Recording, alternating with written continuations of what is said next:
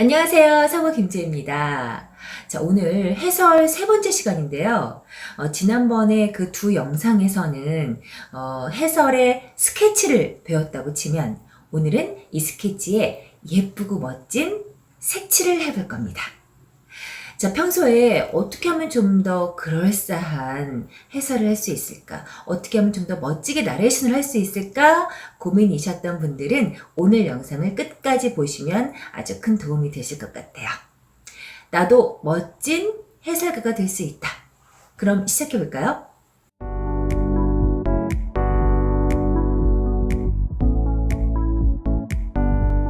자, 나레이션이 귀에 잘 들어올 수 있게 하기 위해서는 중요한 단어에 강세를 주는 것이 중요해요. 어떻게 강조를 잘 할 것이냐, 이것이 관건인데, 그 강조를 하는 테크닉들이 몇 개가 있어요.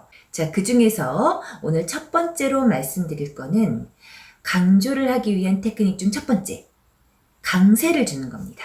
강세를 준다는 거는 내가 어떤 강조하고 싶은 단어나 말의 앞부분에다가 힘을 주는 거예요. 자, 여러분들 운전해 보셨어요? 운전할 때 보면은 중간중간 엑셀을 밟아가면서 운전을 해요. 엑셀을 밟아야 속도가 떨어지지 않아요. 그것과 비슷하다고 생각하면 되는데, 나레이션을 할 때 중요한 단어들에 여러분들이 힘을 적절히 줘가면서 해설을 해야 합니다. 강세 없이 그냥 쭉 읽으면 굉장히 무미건조하고요. 무슨 말인지 귀에 잘 들어오질 않아요. 제가 예를 한번 들어볼게요. 자, 아버지가 방에 들어가셨습니다. 이 문장을 강세 없이 쭉 읽으면 어떻게 될까요? 아버지가 방에 들어가셨습니다. 아버지가 방에 들어가셨습니다. 자, 이거는 아버지 가방에 들어가셨어요예요? 아버지가 방에 들어가셨어요예요? 뭔가 정확하지가 않죠? 문맥이 귀에 쏙 들어오질 않아요. 자, 이럴 땐 방에다가 여러분들이 힘을 한번 더 주셔야 돼요. 아버지가 방에 들어가셨습니다. 자, 아버지가 하고 제가 떼지 않았죠? 끊지 않았어요. 쭉 읽어서 읽지만 방에다가 힘을 한번 더 주면 정확하게 의미 전달이 되는 거예요. 자, 이렇게 강세를 주는 것은 어떤 내용인지 귀에 쏙쏙 들어오게 하는데 매우 중요한데요. 자, 이번에는 단문을 보고 여러분들이 어디에 강세를 주는 게 좋을 것인지 한번 생각해 보세요.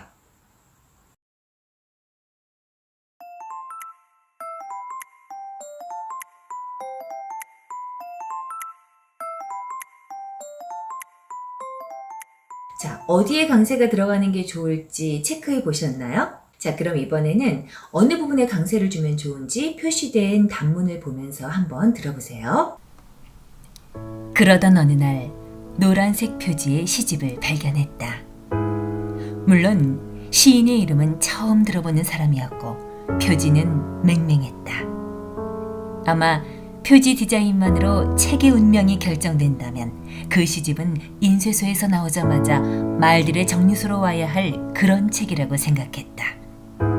어쨌거나 마치 비가 올 듯한 침침한 날씨다.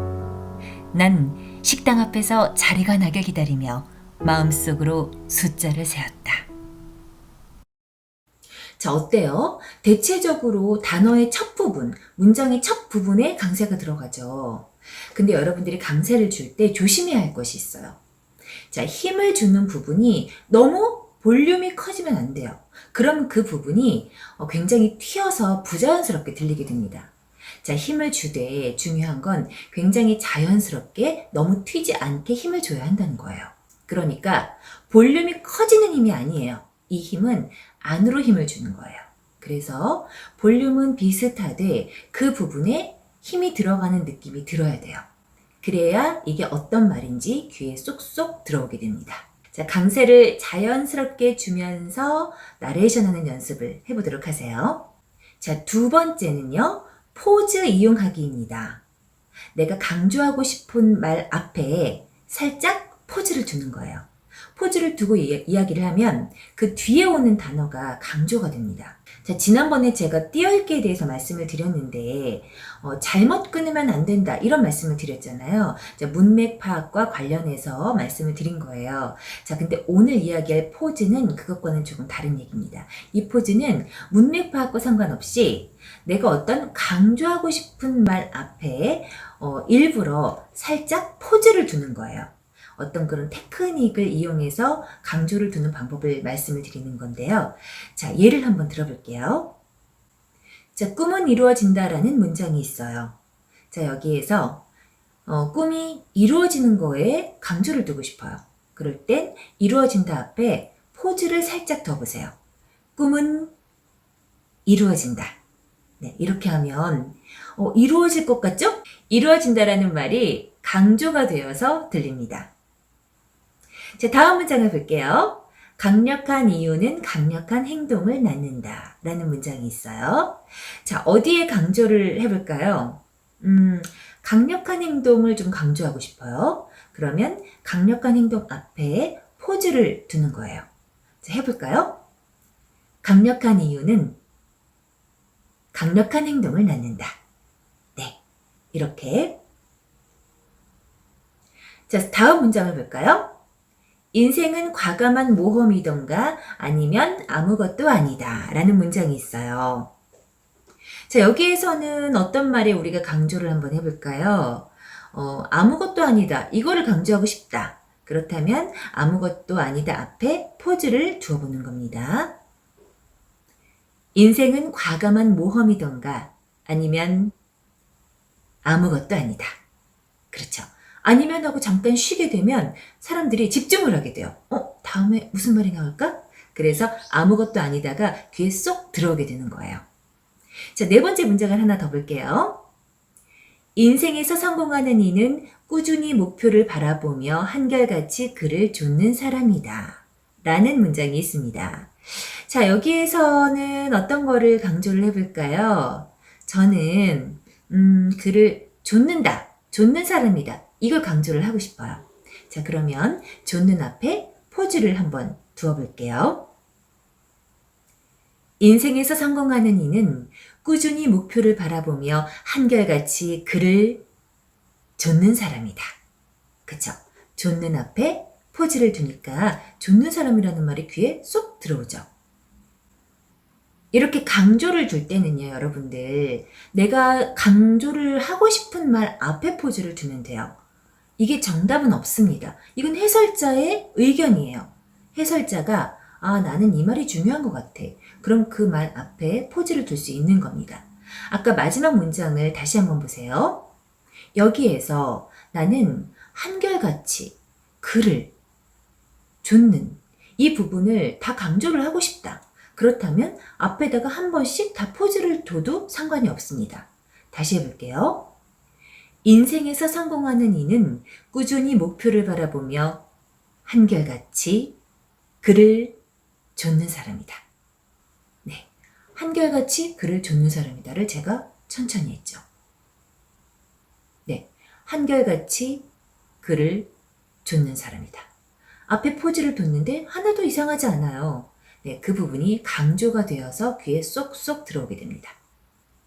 자, 이렇게 포즈를 두는 방법을 제가 설명을 드렸는데요. 여러분들이 여기서 조금 조심해야 할 것이 있어요. 포즈는 여러분들이 생각하는 것보다 좀 길게 둬야 효과가 좋습니다. 여러분들이 포즈를 뒀다고 뒀는데 너무 소심해서 잠깐씩밖에 안 쉬면 별로 효과가 없어요. 자, 그 다음에 포즈를 길게 뒀는데 그 뒷말은 좀 빨리 해야 돼요. 포즈를 길게 뒀는데 그 뒷말을 너무 천천히 하면 너무 늘어지게 들리게 되거든요. 자, 예를 들어서 꿈은 이루어진다. 자, 이 앞에 이루어진다 앞에 포즈를 뒀어요. 근데 이루어진다라는 말로 천천히 하게 되면 어떻게 되냐면 꿈은 이루어진다. 이렇게 하면 너무 늘어지게 돼요. 그래서 적절한 사람들이 들었을 때 적절하게 들리려면 꿈은 이루어진다. 이루어진다를 조금 빨리 해주면 포즈를 길게 둬도 너무 늘어지는 느낌이 없습니다. 아시겠죠? 자, 이거는 여러분들한테 드리는 꿀팁이에요. 자, 세 번째로 강조하는 방법은 템포를 이용하는 방법이 있어요. 템포가 뭘까요? 네, 박자, 속도를 말합니다. 여러분들 노래할 때 박자 있죠? 4분의 4박자냐, 4분의 3박자냐 이런 박자를 뜻해요. 보통 동요 같은 거 부를 때는 정박으로 부르죠. 딴딴딴딴딴딴딴 이렇게 부르죠. 자, 트로트는 어떨까요? 트로트는 정박이 아니에요.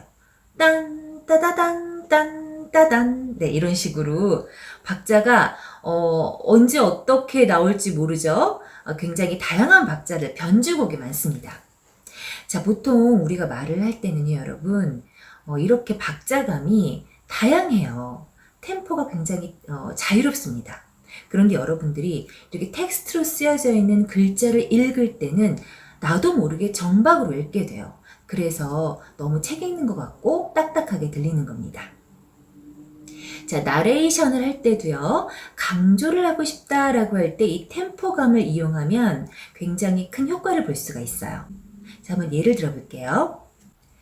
당신이 진정으로 믿는 일은 반드시 이루어진다 라는 문장이 있습니다. 자, 이 문장을 당신이 진정으로 믿는 일은 반드시 이루어진다. 자, 이렇게 하면 너무 심심하죠. 어디에다 강조를 두는지 알 수가 없어요. 자, 저는 진정으로와 반드시에 강조를 두고 싶어요. 그랬을 때 진정으로와 반드시를 살짝 천천히 해주는 거예요. 자, 그러면 어떻게 되는지 한번 들어보세요. 당신이 진정으로 믿는 일은 반드시 이루어진다. 자, 다시 한번 들어보실까요? 당신이 진정으로 믿는 일은 반드시 이루어진다. 네, 이렇게 진정으로와 반드시가 귀에 쏙 들어오게 되죠. 이 부분을 제가 조금 천천히 해주었어요. 자, 두 번째 문장을 볼까요?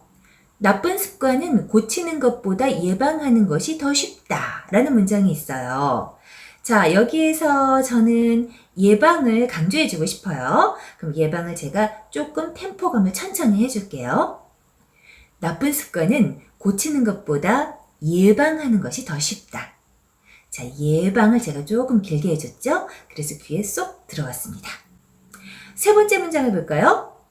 이 세상에 기쁜 일만 있다면 용기도 인내도 배울 수 없을 것이다 라는 문장이 있습니다. 자, 여기에서 어떤 단어를 강조해 줄까요? 네, 용기도 인내도를 강조하고 싶어요. 그러면 이 세상에 기쁜 일만 있다면 용기도 인내도 배울 수 없을 것이다. 이렇게 용기와 인내를 조금 길게 해주면 귀에 쏙쏙 들어오게 되죠. 자, 다음 문장을 하나 더 보겠습니다. 역경은 누가 진정한 친구인지 가르쳐준다. 자, 여기에서 누가를 한번 강조해 볼게요. 역경은 누가 진정한 친구인지 가르쳐준다. 자, 이렇게 할 수도 있고 나는 진정한도 강조를 하고 싶어요 라고 할 수도 있겠죠? 자, 그러면은 이렇게 할 수 있을 거예요. 역경은 누가 진정한 친구인지 가르쳐준다. 자, 이렇게 누가에 강조를 해도 되고 진정한에 강조를 해도 돼요. 그리고 둘 다 강조를 할 수도 있습니다. 해볼까요? 역경은 누가 진정한 친구인지 가르쳐준다.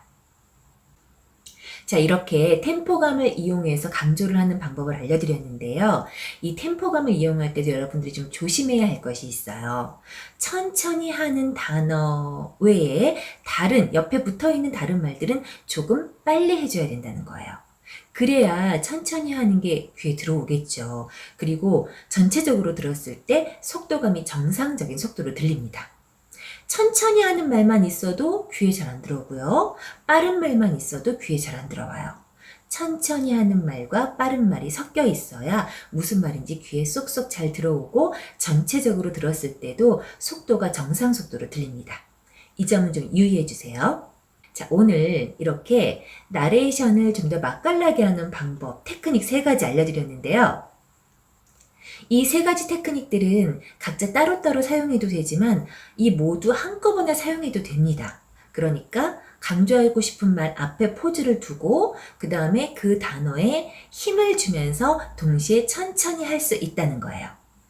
자, 오늘 배운 테크닉들을 이번에는 나레이션 단문을 한번 보면서 실전 적용을 해보도록 하겠습니다. 자, 먼저 제가 지문을 보면서 낭독을 해드릴 건데요. 잘 들으면서 어떤 부분에 어떤 테크닉을 사용했는지 한번 맞춰보세요. 그의 봄은 나에게 무척이나 힘든 계절이었다. 사랑하는 어머니가 투병을 시작했기 때문이다. 가벼운 소아장애인 줄 알았는데 갑작스럽게 병이 밝혀지고 급하게 입원이 결정되었다.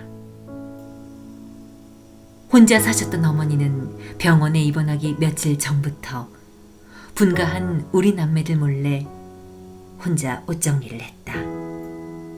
물론 우리는 경황이 없던 탓에 그 사실을 뒤늦게 알았다. 어머니 병에 그래도 권위 있는 병원은 어딘지, 정말로 가망은 없는 것인지, 기적적으로 완쾌한 환자가 있다고 하는데 그 약은 무엇인지, 그런 것들을 알아보는 사이에 어머니의 물품이 정리된 것이다. 자, 잘 맞춰봤나요? 자, 그럼 이번에는 정답이 표시된 지문을 보여드릴 테니까 잘 들으시고 여러분도 한번 따라서 연습해 보세요. 자, 그럼 다음 영상에서 나머지 3가지 테크닉을 알려드릴 테니까요. 여러분들 구독, 좋아요, 알림 설정 꼭 해주세요. 오늘도 화이팅입니다. 그의 봄은 나에게 무척이나 힘든 계절이었다. 사랑하는 어머니가 투병을 시작했기 때문이다. 가벼운 소아장애인 줄 알았는데 갑작스럽게 병이 밝혀지고 급하게 입원이 결정되었다.